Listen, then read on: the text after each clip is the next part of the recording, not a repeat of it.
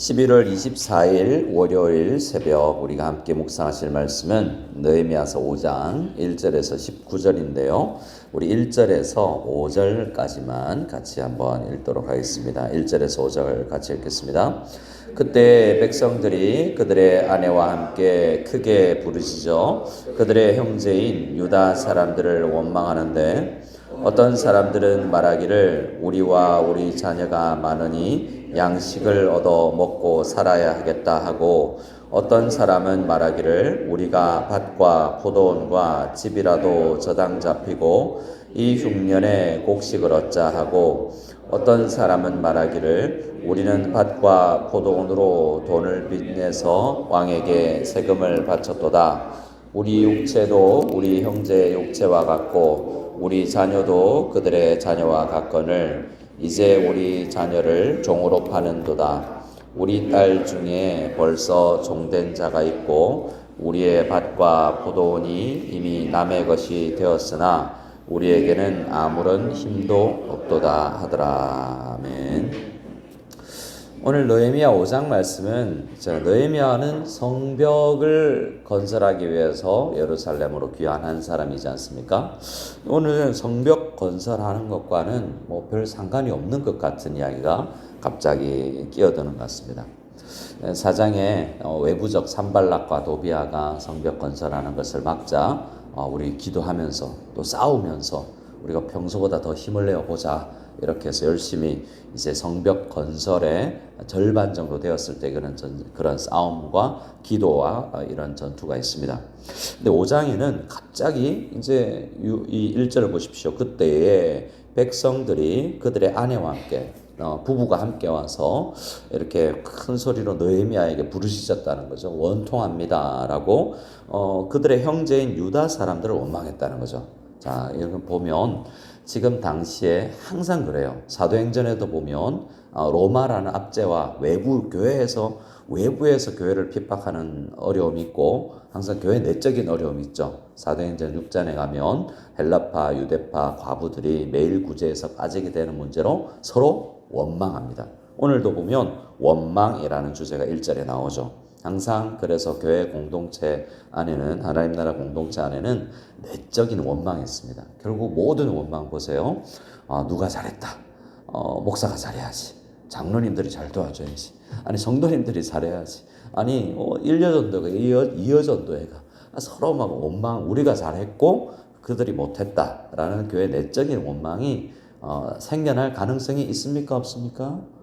네, 하여튼 어쨌든 교회 안에도 가정 안에도 남편 원망하고 아내 원망하고 아들 원망하고 딸 원망하고 또 자녀들은 부모 원망하고 이런 일들이 우리에게 내적으로 있을 수 있다는 거죠. 오늘은 그러한 공동체 내부에 있는 죄의 문제입니다. 외적인 문제도 그래서 우리 구속사적 혹은 그리스도 안에서 이걸 해결해 보면 항상 우리는 죄인이어서 여러 가지 내적인 문제들이 생겨날 수밖에 없다라는 것을 보게 됩니다. 여기서 느헤미야는 결국 예수님께서 오셔서 이 문제를 해결해 주시는데 그런 한 모범이 될 수 있는 그런 모습을 우리에게 보여준다라고 이야기합니다. 느헤미야가 해결해 나가지만 결국 우리의 모든 죄로 인하여서 발생하는 문제는 예수님께서 해결해 주시는 거고 그래서 느헤미야를 예수님의 원형으로 모델로 삼고 우리가 예수님을 의지하는 이 시간이 되기를 원합니다. 그럼 어떤 문제가 있는가? 형제들이 형제들을 원망하는 거예요. 유다 사람들이 유다 사람을 원망합니다. 2절에 보십시오. 약간 다릅니다. 부류가 다 원망해요. 크게 세 부류가 원망을 합니다. 2절에 어떤 사람은 말하기를 우리와 우리 자녀가 많으니 자녀들이 많은 어떤 부부예요. 가정이에요. 양식을 얻어 먹고 살아야 되겠다 하고 지금 양 먹을 게 없어서 빌어 먹어야 되겠다는 거죠. 옆집에 좀 빌려 와서 너무 배고프고 빌어 먹어야 되는 이런 너무 돈이 없는 상황이라는 거예요. 근데 전체적으로 궁핍하는 겁니다. 돈이 없다라는 거예요. 근데 이 사람들은 더 가장 궁핍한 사람 같아요. 빌어서 먹고 동냥해야 먹고 살 수 있을 정도니까요. 근데 3절에 보면 또 다른 부류의 사람이 있습니다. 어떤 사람은 말하기를 우리가 밭과 포도원과 집이라도 저당 잡히고 이 흉년에 곡식을 얻자 하고 자 2절의 사람들하고 3절의 사람들하고 차이는 뭐죠? 그들은 그나마 밭이 있어요. 이런 빌어 먹을 게 아니라 팔면 되는 거잖아요.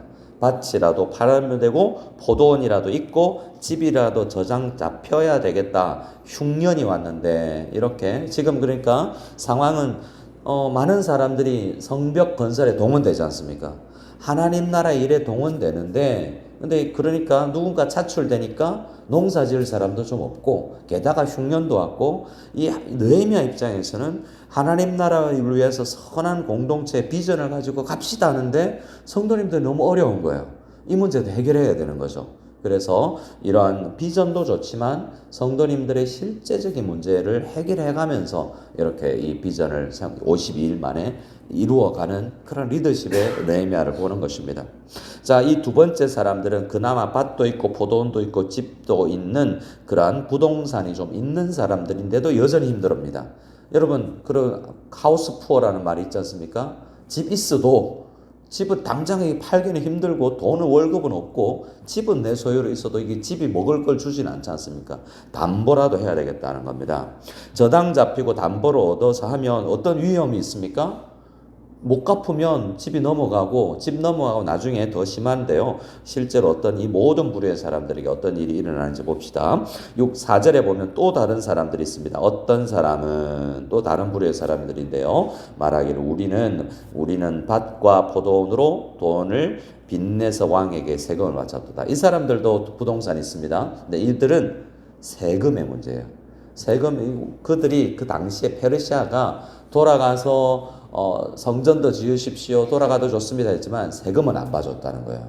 그래서 20% 세금, 40% 세금까지 굉장히 많은 세금을 부여했는데요. 그래서 세금 바치고 이렇게 일하기가 정말 팍팍했다는 겁니다. 자, 교회를 하고 싶은데 여러분 우리 교회 가정의 상황이 경제적으로 어려우면 교회 섬기고 싶긴 하지만 실제적으로 어렵지 않습니까? 이 문제를 해결해야 되는데 근데 이게 왜 발생했냐면 5절이에요. 5절 같이 한번 읽어봅시다. 시작. 우리 육체도 우리 형제의 육체와 같고 우리 자녀도 그들의 자녀와 같거늘 이제 우리 자녀를 종으로 파는도다. 우리 딸 중에 벌써 종된 자가 있고 우리의 밭과 포도원이 이미 남의 것이 되었으나 우리에게는 아무런 힘이 없도다 하더라. 보세요. 우리 육체도 우리 형제의 육체와 같고 우리 자녀도 그들의 자녀와 같다란 말은 우리가 남이가 이런 거죠. 우리 유대인인데 아니 예수 믿는 사람들 우리 서로 이래도 되나? 라는 거죠. 왜냐 말씀을 보니까 역대하 28장 우리가 얼마 전에 묵상한 역대하 28장에 보면 북이스라엘 때 이제 유다 왕 아하스 때 하나님께서 그 아하스 때 하나님의 사람들이 너무 하나님 앞에 죄를 지으니까 아람 손에 넘기고 다메섹으로 끌려가게 하고 북이스라엘 왕에게 넘겨서 북이스라엘 남유다 사람을 끌고 포로로 잡고 북이스라엘에 데려갑니다. 그러니까 남한 사람들을 북한 사람들이 데려가 버리는데 그들에게는 뭐가 있냐면 남북과 다른 우리나라 남북과 다른 다 이스라엘은 하나님의 말씀이 있잖아요. 아무리 이집트에서 탈출해서 온 사람들은 아무리 가난해도 빚을 내면서 이자를 많이 하면 안 돼요. 그리고 아무리 가난해도 종에서 자유를 얻었는데 빚 안 갚았다고 종으로 삼으면 안 되는 거죠. 그들에게 하나님께서 율법이 주어졌습니다. 그런데 우리 유대인들인데 이스라엘 사람인데 우리가 죄에서 해방받고 해방되어서 자유자가 되었는데 지금 우리끼리 돈 안 갚아? 그럼 너 눈이라도 팔아. 아니면 우리 집에 와서 꾸야 해. 우리 집에서 아떼해. 이렇게 종으로 삼는 일들이 이스라엘 안에 있었다는 거죠. 교회 안에. 그러니까 우리가 어느 정도 죄인이냐면 구원받은 우리도 서로에게 아픔을 줄 수 있는 죄가 우리 모두에게 있습니다. 그래서 우리는 이런 보면 다른 사람의 생각을 할 수 있지만 우리도 그들에게 죄를 지을 수 있고 그들도 우리에게 죄를 지을 수 있는 이 연약함의 문제가 다 있는 것이죠. 그래서 6절에 느헤미야가 듣습니다. 내가 백성의 부르짖음과 이런 말을 듣고 크게 노하였습니다. 아니 이럴 수가 있나. 우리가 지금 하나님의 성벽을 즉 거룩한 성벽 교회를 하나님 나라를 건설하고 있는데 우리끼리 이래서 해야 되는가 엄청 노했다는 거예요. 그럼 어떻게 해야 됩니까? 당장 잡아와라 이렇게 해서 해도 되지만 보십시오. 7절에 우리가 앞에 첫 번째 문장을 생각합시다. 어떤 문장이 있습니까? 시작. 깊이 생각하고 이게 있죠. 아무리 화나도 당장 이게 어떻게 해야 공동체 유익을 유지하지? 깊이 생각했다는 겁니다. 이게 어느 정도로 생각했을까? 이게 잘못했어요. 그래도 이런 거 있지 않습니까? 제가 성도님들이 잘못했습니다. 공개적으로 온 성도님들인데 김 집사님, 이 집사님 앞으로 좀 나오세요. 이래 되겠습니까? 얼마나 창피하겠어요. 그죠? 따로 불러서 김 집사님 뭐 이렇게 하면 다른 성도는 모르잖아요. 이게 어떻게 해야 잘못은 했지만 어떻게 해야 그들의 문제도 해결하고 공동체의 유익도 살릴 것인가 라는 생각을 합니다.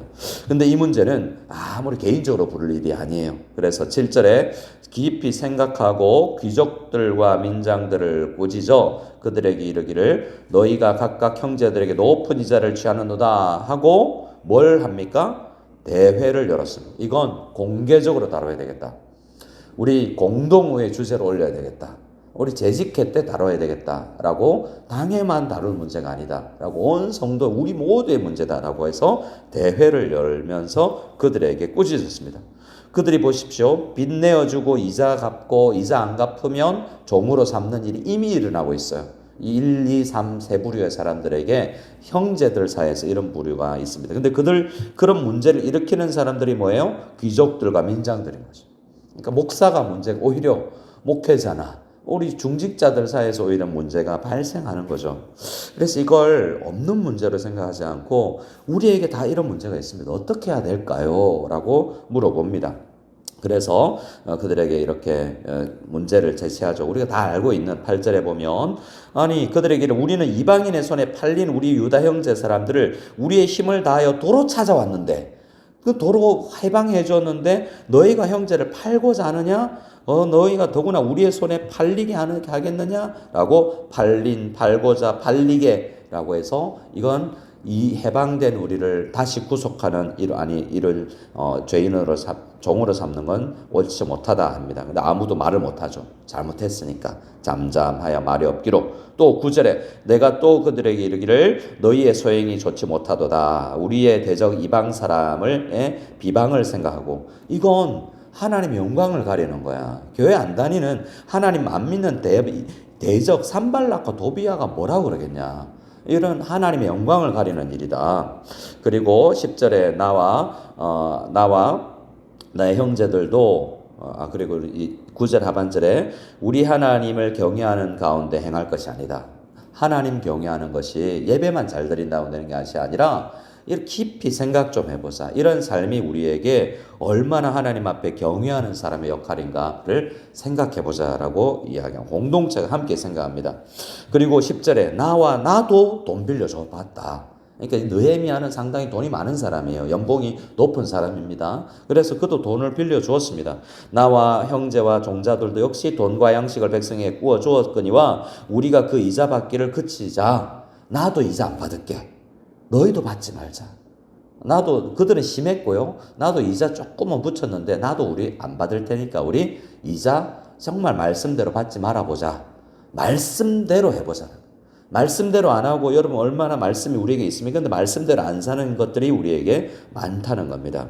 이자 받기를 그쳐보자. 21절 그런즉 너희는 그들에게 오늘이라도 그들의 밭과 포도원과 감나무와 집이며 너희가 구워준 돈이나 양식이나 새 포도주나 기름의 100분의 1 100분의 1이라는 문장을 다른 말로는 이자라고 번역하기도 합니다. 이자 돌려줘라. 받았던 거 돌려주자. 연 12%인데 월에 1%씩 해서 이걸 그냥 이번 달 거 받지 말고 돌려줘라. 그거 가지고 먹고 살게 라고 이야기합니다. 그래서 12절에 그들이 받아들입니다. 온 백성들 앞에서 공동회 앞에서 맞습니다. 우리의 행위가 옳지 못합니다 하고 성도님들 앞에 여러분 그래서 교회는요 7일을 해도 그 앞에 순종하고 성찬에 참여하지 마세요 하면 어떻습니까? 뭐 이런 교회가 다 있어 하고 교회를 옮겨버립니다 요즘에는. 그런데 정말 믿음의 사람은 정말 얼마나 기분 나쁘고 부끄럽겠어요. 근데 받아들이고 성찬 2번, 1번 빠지고 그 다음에 회개하고 또 성도 앞에 이렇게 다스림을 받는 것이 굉장히 필요합니다. 그래서 그들이 말하기 우리가 당신의 말씀대로 행하여 돌려보내고 그들에게서 아무것도 요구하지 아니하리다 하고 내가 그래? 좋아. 그럼 제사장 불러라고 맹세하고 언약하자. 도장 찍자. 라고 해서 하나님 앞에 이렇게 약속을 합니다. 그리고 이렇게 회중들이 우리 마지막 13절 하반절에 보면 13절입니다. 13절 같이 읽어보겠습니다. 시작. 내가 옷자락을 털며 이르기를 이 말대로 행하지 아니하는 자는 모두 하나님이 또한 이와 같이 그 집과 사람에서 털어버리실지니 그는 곧 이렇게 털려서 빈손이 될지로다 하며 회중이 다 아멘하고 여호와를 찬송하고 백성들이 그 말한 대로 행하였느니라. 이거 이렇게 안 하면 너희들 지금 잘 살지. 이렇게 빈 털터리가 되어버릴 수도 있다. 하나님 앞에 맹세할래 그래도 네 하나님 앞에 맹세하겠습니다 라고 이야기합니다. 14절부터는 느헤미야가 어떻게 12년 동안 총독의 이 주재원으로 와 있는데요. 예루살렘에 원래 페르시아에서 공무원인데 12년 동안 페이를 안 받았다는 거예요. 자, 그래서 이럴 때 이제 목회자에게 욕을 할 수 있죠. 목사님 12년 동안 사례비를 받지 마십시오. 이렇게 느헤미야도 그랬지 않습니까? 뭐 이렇게 요구할 게 아니라 이게 느헤미야는 이제 목회자가 아니라 평신도예요, 여러분. 제사장은 따로 있습니다. 제사장들은 페이 받고 있습니다. 이 사람은 그 정도로 솔선수범했다라는 게 오늘 본문에 있는 말씀입니다. 그래서 우리 15절 말씀을 한번 읽어보겠습니다. 15절 시작. 나보다 먼저 있었던 총독들은 백성에게서 양식과 포도주와 또 은 40세겔을 그들에게서 빼앗았고 또한 그들의 종자들도 백성을 압제하였으나 나는 하나님을 경외함으로 이같이 행하지 아니하고. 보십시오. 그들 앞선 총독들은 더 그냥 정한 페이만 아니라 압제해서 더 부자가 되려고 했다는 거죠. 이 총독이라는 자리에. 그러나 하나님을 경외하는 사람들은 그처럼 해서는 안 됩니다. 그래 페이를 안 받는 걸로 받는 건 정당한 거잖아요. 하지만 압제해서는 안 된다라는 것입니다. 자, 그리고 나서 이 모든 일을 하고 나서 19절입니다. 이런 19절을 기도입니다. 이렇게 하고 하나님 앞에 기도합니다. 19절 같이 읽겠습니다. 시작. 내 하나님이여 내가 이 백성을 위하여 행한 모든 일을 기억하사 내게 은혜를 베푸시옵소서. 우리가 하나님 앞에 은혜 받을 행동들을 하자라는 기도만 하는 것이 아니라 내 삶을 돌아보고 하나님 은혜를 머금는 사람으로서 성도로서 어떻게 살아야 되는지 깊이 생각하고 살아갈 수 있는, 특별히 귀족들, 민장들, 목회자들, 그런 총독의 자리에 있는 앞서 있는 우리들이 그러한 은혜에 해당되는 삶을 살 수 있도록 깊이 생각하고 회개할 것이 없는지를 생각하며 교회 공동체 안에서 참 힘들죠, 그죠?